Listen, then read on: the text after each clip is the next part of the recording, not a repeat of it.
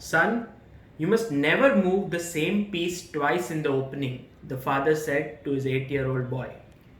The young boy looked at his father, nodded his head, and said, "Okay, Dad, let's play a game." So the father said, "Okay, I'll have the white pieces." "Okay, let's begin." Father played the move e4. The son replied with e5.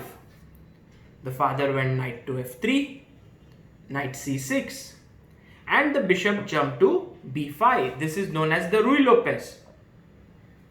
Knight to f6. The son immediately attacks the pawn. The father defends it with d3. And now the son moved his knight to e7. The father looked at his boy and said, "Son, didn't I tell you not to move the same piece again in the opening?" He was very, very angry with his son because he had not listened to his advice. And so the father here he wanted to punish his son. So he picked up the pawn. Now, the better move would have been castles, and white is better.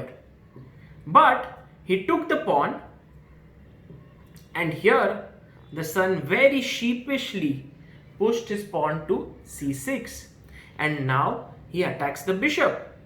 The father now started thinking, "Oh my God, look at it, what I have done.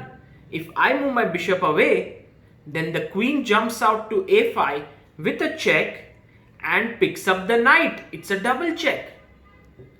If I move the bishop to a4, still the same thing. It's a check and I lose the knight."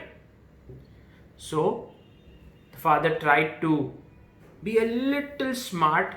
He played his knight to c4, hoping that his son would take the bishop and then he could move in with a checkmate. But the little boy was very alert. He moved his knight out, and now the bishop is still hanging. It has only one place to go.